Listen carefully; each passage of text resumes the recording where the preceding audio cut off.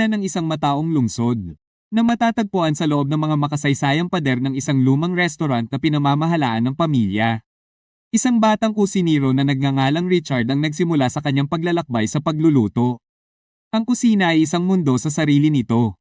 Isang lugar kung saan ang pagsirit ng mga kawali at ang maindayog na pagpuputol ng mga gulay ay lumikha ng isang symphony ng mga tunog. Si Richard ay isang line cook, isa sa marami sa kusina. Ngunit determinado siyang maging mas bagay, isang chef na kayang utusan ang magulong mundong ito ng may pagkamalikain at katumpakan. Noong una, ang Richard Days ay labo ng mga order, kaldero, at kawali. Nagtrabaho siya sa ilalim ng maingat na mata ng punong chef. Isang mahigpit ngunit iginagalang na pigyera na nakakuha ng kanyang mga guhitan sa mga taon ng karanasan. Ang chef ay kilala sa kanyang pagiging mahigpit. Walang puwang para sa mga pagkakamali sa kanyang kusina. Gayunpaman, sa kabila ng panggigipit, natagpuan ni Richard ang kanyang sarili na umuunlad. Hinigop niya ang lahat tulad ng isang espongha, bawat pamamaraan, bawat payo, bawat kritisismo,